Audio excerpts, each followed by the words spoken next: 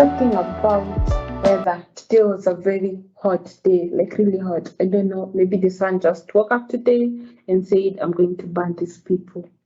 Yeah, welcome to Sibasi webinars. I hope you guys have a fantastic week and I hope you have started your week at a high note. So today we'll be talking about our internal product, Monival, that stands for Monitoring and Evaluation System. So Monival is a software that has been built and designed specifically for non-governmental organizations so that they can be able to automate their process of achieving their goals. And yeah, so on today's topic, we have our specialist in the house. His name is Jeff Kinwa, and he'll be telling us how to achieve the balanced scorecard. So we'll be looking at what is a balanced scorecard and how has Moneyval been used to implement that. So Jeff, I think it's your turn. You can take us through. Hello, everyone. Thank you so much, Madi. Thank you, everyone, for joining us through the Monival Mondays. I'll be taking you through the balanced scorecard and how Monival helps achieve this. So on the agenda today, we'll introduce what a balanced scorecard is. We'll also talk about the key features that a balanced scorecard is supposed to have. We'll go into details about these. There are about 4 of them. We'll also discuss how Monival facilitates the balanced scorecard. And lastly, we'll have a question and answer session where you guys can share your questions and I'll provide answers for them. Yes, so let's start. So to start with, what is a balanced scorecard? A balanced scorecard is basically a strategic management performance metric. It helps organizations identify their weaknesses. It helps organizations identify what key areas to improve on. And this is done by having 4 key aspects. So basically, a balanced scorecard looks at the internal operations of the organizations. It looks at the financial aspects. It looks at the client, or rather the customer feedbacks, and it also looks at the learning and growth. So by looking at all these 4 aspects, we'll go into them in details as we move along. But by looking at these key aspects, the balanced scorecard is able to gather important information such as the objectives, the measurements, the initiatives and goals that the organization might have. So through monitoring this, an organization is able to identify where they might be going wrong. They might be able to measure whether they are meeting their strategic goals, whether they are meeting their KPIs for the year. These are these features that I just mentioned that mostly are basically the underlying features that identify the strategic plan for an organization. So yeah, companies can easily track and identify factors that hinder their business performance and outline strategic changes that will be tracked by future scorecards. Yeah, so as we have seen, let's look at how to use a balanced scorecard. So a balanced scorecard, as we have just said, it allows the companies to measure their intellectual capital along their financial data. So the intellectual capital is basically what the team or what the employees of the organization, what are they bringing to the table? How are they learning? How are they improving their skills over time? By measuring or by having a systematic way to measure things, the management is able to set to know how to set the strategic plans for the following year or maybe for the next quarter, for whatever milestone they might be having.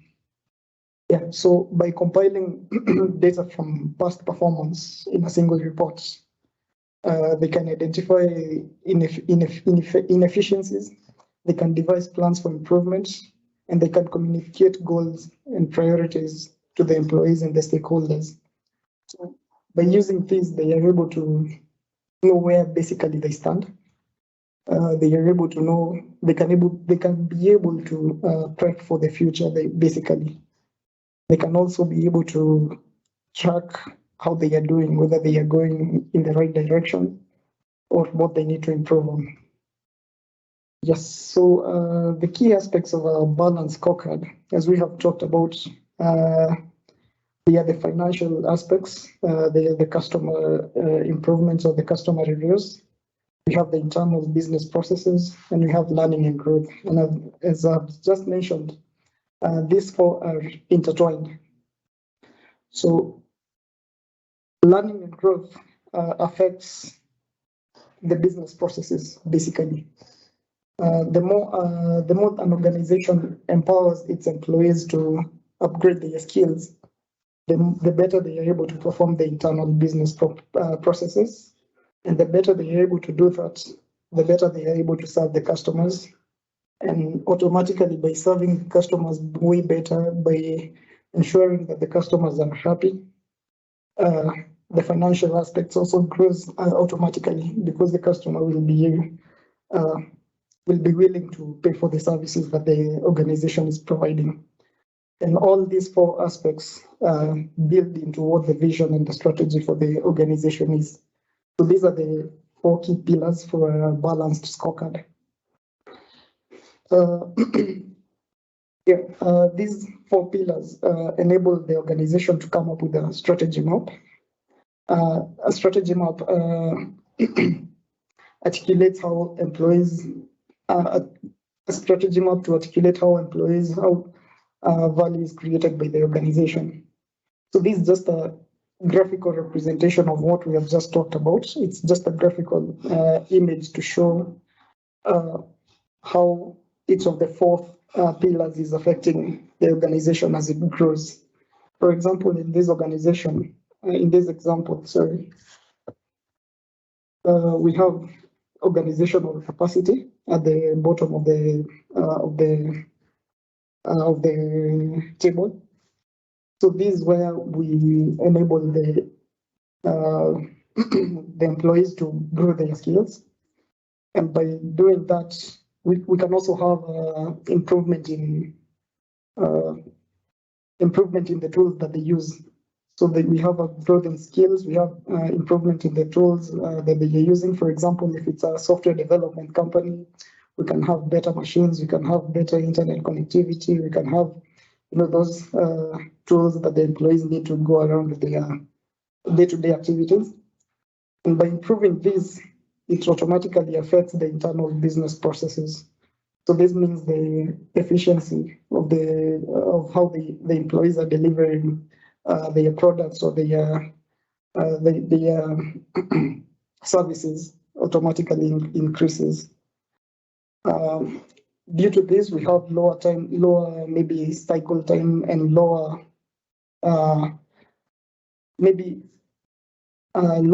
time between serving the client needs. And by doing that, we automatically make the client happy, because their needs are being met at an efficient rate, at a fast rate. How they genuinely feel that they are valued by the organization.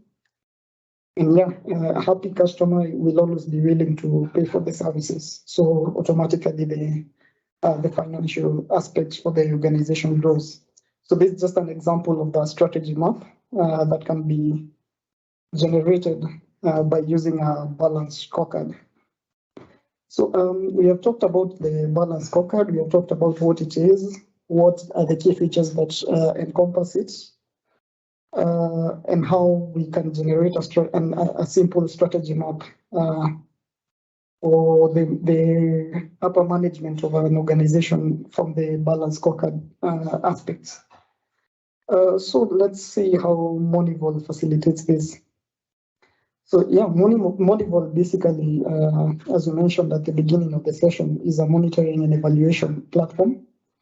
So it gives it gives the users who are typically the management of an organization. It gives them a platform where they can monitor the key aspects that we just talked about.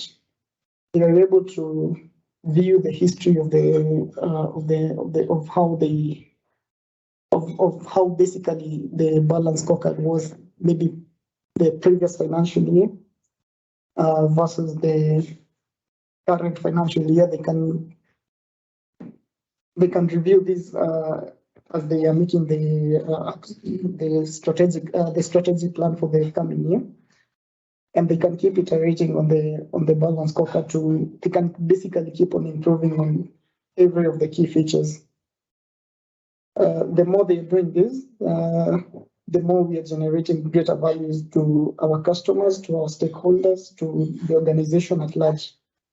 So Monival is a key aspect, is a key platform that allows the management team to keep track of this.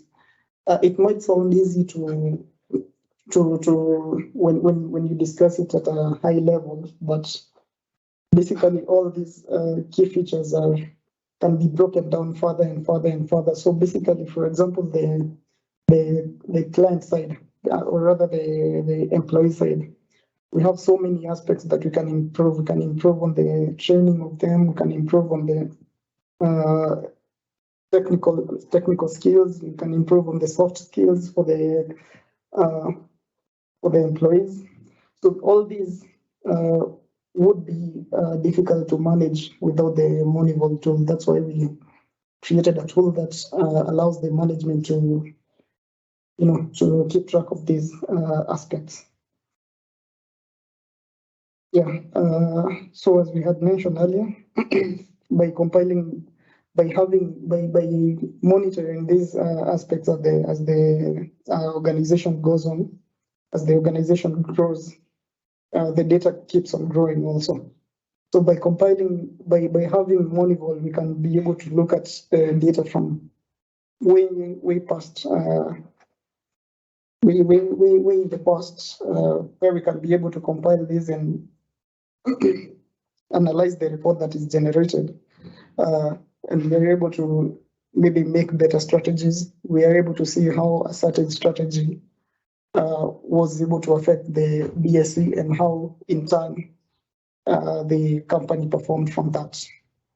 So yeah, Monival is basically a tool that allows. Monival in itself has the capability to allow the middle or upper management in an organization to keep track of the balance scorecard.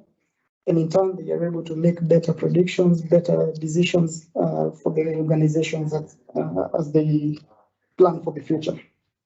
Yes, and that has basically been an overview of the balance scorecard and how Monival can effectively manage and affect the organization going forward. And we get to the end of our session. If maybe any of you would have any questions, now would be the right perfect time to answer that.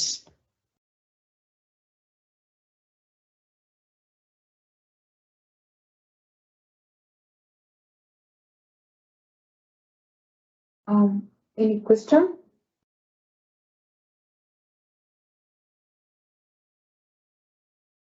All right. Since we don't have any question, I think we can wrap it from there. So thank you so much, Jeff. One of the key takeaways I have taken is on the strategy map, where you said it has 4 levels. So you have the organizational capacity, the internal process, the customer relations, and finally the financial aspect of your balance scorecard. Yeah, and that's it. That's a wrap from us. So let's meet next time on Monday, and as we'll be having more sessions on Monday.